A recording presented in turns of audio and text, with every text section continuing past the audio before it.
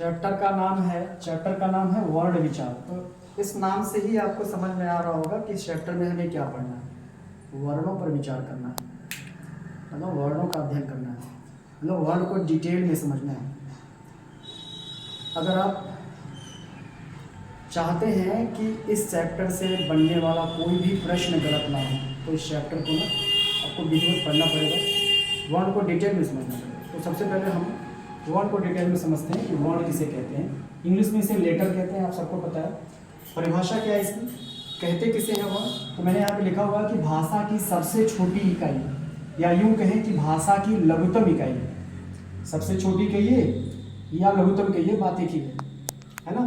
तो भाषा की सबसे छोटी इकाई को वर्ण कहते हैं, अथवा भाषा की लघुतम इकाई को वर्ण कहते हैं। यहाँ से कई बार सवाल भी पूछा गया है परीक्षाओं में कि भाषा की न्यूनतम इकाई कहलाती है, या ये कहता है कि भाषा की लघुतम इकाई कहलाती है, अथवा ये पूछता है कि भाषा की सबसे छोटी इकाई कहलाती है। ठीक है, तो आपका ऑप्शन होगा वर्ण। हम आगे आपको और डिस्कस करेंगे कि भाषा की लघुतम इकाई ध्वनि भी होती है, बट ध्वनि के बारे में हम बाद में आपसे चर्चा करेंगे। पहले इससे संबंधित मैं आपको कुछ डिस्कस कर लेता हूँ।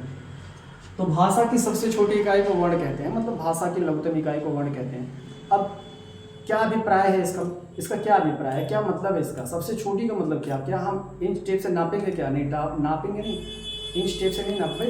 अगर इंच टेप से हम नहीं नापेंगे तो फिर हम जानेंगे कैसे कि ये सबसे छोटी है अथवा नहीं। तो मैंने यहाँ पे ब्रैकेट में लिखा हुआ है कि सबसे छोटी वो होगा, लघुतम वो होगा जिसका आप खंड नहीं कर सकते, जिसका आप विन्यास नहीं कर सकते, जिसका आप टुकड़ा नहीं कर सकते। ये तीनों एक दूसरे के पर्यायवाची हैं। आप खंड कहिए, विन्यास कहिए, टुकड़ा कहिए, एक ही बात है। तो जिसका आप खंड नहीं कर सकते, मतलब जिस चीज को आप तोड़ नहीं सकते, व्याकरण में उसी को वर्ण कहते हैं। मतलब जिसको हम तोड़ दें वो वर्ण नहीं हो सकता। उदाहरण के लिए, जैसे मैंने एक शब्द लिखा है राम, आपसे किसी ने पूछा कि व्याकरण में क्या ये वर्ण है? आप कहेंगे नहीं। क्यों? क्योंकि इसे हम तोड़ सकते हैं। किस में तोड़ सकते हैं? जिससे मिलके बना है। किससे मिलके बना है? रा और म से। तो अगर इसे आप तोड़ सकते हैं तो ये वर्ण नहीं, क्योंकि वर्ण वो वर्ण है जिसे हम तोड़ ना सकें। अब किसी ने पूछा चलो तो रा वर्ण है कि नहीं? नहीं, रा भी वर्ण नहीं है। क्यों? क्योंकि इसे भी आप तोड़ सकते हैं। किसमें? र और आ में, सॉरी, हाँ सही है, र और आ में। अब किसी ने पूछा बताओ ये वर्ण है कि नहीं? हाँ ये वर्ण है, this is letter, this is letter, ये वर्ण है। क्यों? क्योंकि इसे आप नहीं तोड़ सकते। क्यों नहीं तोड़ सकते? क्योंकि इसमें कोई दूसरा वर्ण शामिल नहीं है। जबरदस्ती थोड़ी तोड़ेंगे, जबरदस्ती नहीं तोड़ेंगे ना। किसी चीज को हम तभी तोड़ पाएंगे जब वो मिलावटी हो। जैसे ये राम मिलावटी था, रा और मैं का मिलावट था। ये रा भी मिलावटी था, र और आ का मिलावट था। लेकिन ये हलंत र मिलावट नहीं है, इसलिए इसे नहीं तोड़ सकते, इसलिए ये वर्ण है। अब किसी ने पूछा बताओ ये जो म है ये वर्ण है कि नहीं? नहीं, ये भी वर्ण नहीं है। यहाँ से समझना, बहुत सारे बच्चे इसको वर्ण मान लेते हैं।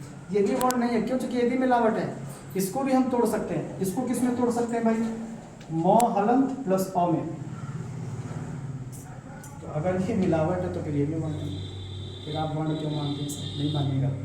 अब यहाँ पे हलंत आ गया, ये वर्ण है, और यहाँ पे स्वर आ गया, ये वर्ण है। एग्जाम्पल में मैंने देखिए दो टाइप के एग्जाम्पल लिखे हैं, अ ई डॉट डॉट डॉट, क हलंत ख हलंत ग हलंत डॉट डॉट डॉट। तो ये डॉट डॉट डॉट का मतलब अ ई उ क्या है? स्वर है। तो मतलब जितने भी स्वर हैं वे सारे स्वर क्या हैं? वर्ण हैं। और क हलंत ख हलंत ग हलंत माने जितनी भी हलंत वाली इकाइयां हैं वे सारे क्या हैं? वर्ण हैं। मतलब there are only two varieties of letters. वर्ण की सिर्फ दो ही वैरायटी होती है। पहला स्वर, जितने भी हैं सारे वर्ण हैं। अब कितने हैं स्वर आगे देखा जाएगा। और जितनी भी हलंत वाली इकाइयां हैं वे सारी भी क्या हैं? वर्ण हैं। कितनी हैं देखा जाएगा आगे। लेकिन अभी ये मान के चलिए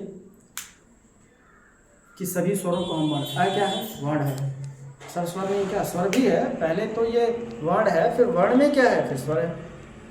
तो जितनी भी स्वर हैं सबको आप वर्ण कह सकते हैं, और जितनी भी हलंत इकाइयाँ हैं इन सभी को आप वर्ण कह सकते हैं। इन दोनों के अलावा आप किसी तीसरी इकाई को वर्ण कहने की गलती मत कीजिएगा।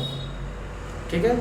आपसे क्वेश्चन भी पूछा जाता है, आपसे क्वेश्चन पूछा जाता है एग्जाम में, ऐसे 4 ऑप्शन दिया रहता है, ABCD 4 ऑप्शन दिया रहता है, और लिख देगा ये, लिख देगा ये, ठीक है, और लिख देगा दोनों, और लिख देगा इनमें से कोई नहीं, ये 4 ऑप्शन दिया रहता है। और सवाल क्या रहता है? सवाल ये रहता है कि निम्नलिखित में से वर्ड है। तो अगर आप पढ़ें तो आप बी वाला ऑप्शन सही करके आएंगे, क्योंकि मैंने बताया है कि 2 ही पहचान है वर्ण का, या तो वो कोई स्वर हो और या तो उस पर हलंत लगाओ। स्वर का तो यहाँ कोई जिक्र ही नहीं है, हलंत वाली इकाई दी है, तो आपका ये आंसर हो जाएगा। ठीक है। अब देखिए 2 टाइप के यहाँ पे आपको एग्जाम्पल दिख रहे हैं, स्वर टाइप का और हलंत टाइप का, इसीलिए 2 ही प्रकार माना जाता है। जब भी आपसे वर्ण के प्रकार पूछा जाए कि वर्ण के प्रकार हैं या वर्ण के भेद हैं, तो 2, 3, 4, 11 ऐसे ऑप्शन रहेगा। Then what will be your answer? Your answer will be 2। Your answer should be 2। आपका उत्तर 2 होना चाहिए। ठीक है। कौन कौन से? स्वर, व्यंजन। स्वर को ही हम अच भी कहते हैं, ध्यान रखिएगा। आपसे सवाल पूछा जाता है कि स्वर वर्ण कहलाते हैं, ऑप्शन जो दिया रहेगा ना उसमें एक ऑप्शन अच रहेगा, तो ये ऑप्शन आपका सही होगा। और व्यंजन को ही हम हल भी कहते हैं, व्यंजन वर्ण कहलाते हैं, क्वेश्चन दिया रहेगा, ऑप्शन में हल दिया रहेगा, and that option will be correct. और इसमें भी ध्यान दीजिएगा, कंफ्यूज मत हो जाइएगा। A, B 2 ऑप्शन कुछ और दिया रहेगा, तो ध्यान दीजिएगा, एक हल ऐसे लिखा होगा और एक हल ऐसे लिखा होगा। अगर आप डीपली नॉलेज नहीं है तो फिर आप आंसर नहीं कर पाएंगे। सवाल क्या है कि व्यंजन वर्ण कहलाते हैं। अब आपने पढ़ा तो है हल, लेकिन ध्यान नहीं दिया कि हल लिखा कैसे जाता है, तो फिर आप गलत कर देंगे पक्का है। तो ध्यान दीजिएगा, हल वो सही होगा व्यंजन के लिए जिसके लॉ पे हलंत हो, क्योंकि ये वाला हल तो सोल्यूशन है, इस वाले हल को हम इंग्लिश में सोल्यूशन कहते हैं, समस्या का समाधान, हल माने समाधान। तो आपका ये वाला आंसर सही होगा, ध्यान दीजिएगा। अब ये सर अच क्या है, हल क्या है, इसको यहाँ पे डिस्कस ना कीजिए तो बेहतर है, नहीं तो वीडियो बहुत लंबा हो जाएगा। क्योंकि सही मायने में ना ये संस्कृत की चीज़ें हैं, अच और हल। इसके लिए आपको संस्कृत का माहेश्वर सूत्र पढ़ना पड़ेगा। अयुड रेलरे के योंग अयऊ चैबरक डर यमंगर्णम जबई गड़दस जब गड़दस खप चढ़त चढ़ताओ कपय सक्सर हल। ये 14 माहेश्वर सूत्र पाणिनिकृत जो है ना, ये आपको पढ़ना पड़ेगा। फिर आपको 42 प्रत्याहार 43 प्रत्याहार पढ़ने पड़ेंगे, बड़ा कोई मतलब नहीं है उसका। टोटली यहाँ पे वेस्टेज है आपके लिए बस इतना जानकारी रखना जरूरी है कि स्वर को हम अच भी कहते हैं, व्यंजन को हम हल भी कहते हैं, दैट्स इट। अब स्वर किसे कहते हैं भैया, स्वर को हम डिटेल में जानेंगे। मैंने यहाँ पे लिखा है स्वतंत्र वर्णाः स्वराः। कहेंगे सर संस्कृत पढ़ा रहे हैं? नहीं, संस्कृत नहीं पढ़ा रहे हैं, हिंदी पढ़ा रहे हैं, क्योंकि हिंदी की जो जननी है, हिंदी की जो माँ है वो संस्कृत से पैदा, तो संस्कृत में थोड़ा सा आप जानेंगे तो मजबूत ज्ञान आपको अर्जित होगा। तो बनेगा स्वतंत्र वर्णाः स्वराः, माने ऐसे वर्ण को स्वर कहते हैं जो स्वतंत्र होते हैं।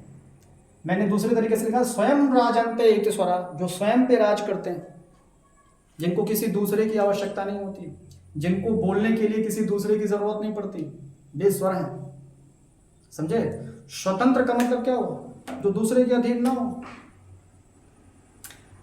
मैंने यहाँ पे 2 इकाइयां लिखा हुआ है, एक मैंने लिख दिया क और एक मैंने लिख दिया अ। ध्यान से देखिएगा, जब आप क पढ़ते हैं ना तो क को पढ़ने के लिए अ की आवश्यकता पड़ती है, पता है? नहीं पता है तो बोल के देख लीजिए। आप बोलते हैं क, तो क में अ की साउंड आ रही है, ख अ का साउंड आ रहा है, ग अ का साउंड आ रहा है।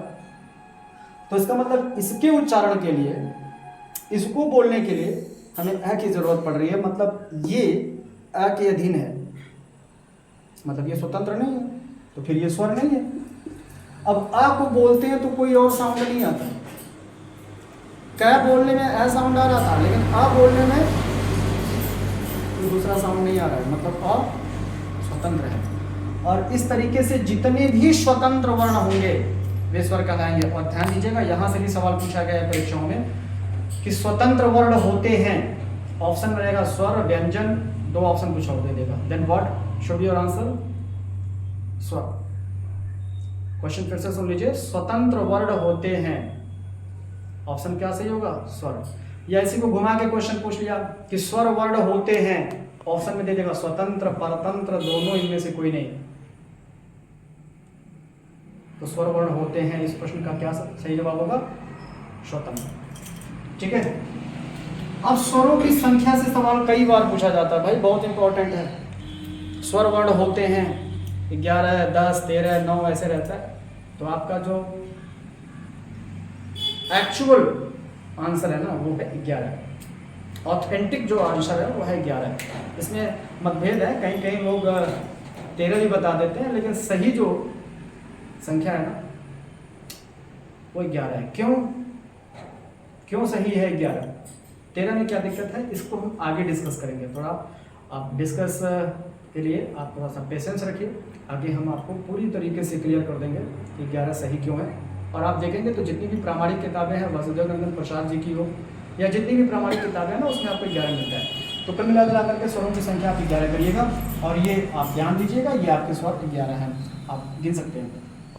अब यहाँ पे मैंने नोट लिखा है, एक विशेष बात, एक विशेष सूचना, एक स्पेशल इंफॉर्मेशन, उच्चारण के आधार पर। कहेंगे सर ये क्या है, भाई भाषा के 2 आधार माने जाते हैं ना, उच्चारण का आधार और लेखन का आधार। भाई भाषा मौखिक भाषा होती है, लिखित भाषा, और एक सांकेतिक भी होता है। हमें यहाँ सांकेतिक से कोई मतलब नहीं है, पढ़ने के लिए 2 रूप, भाषा के 2 रूप हमें जानना है, मौखिक और लिखित। मौखिक को ही आप उच्चारण भी कह सकते हैं, उसी को मैंने यहाँ पे लिखा हुआ है।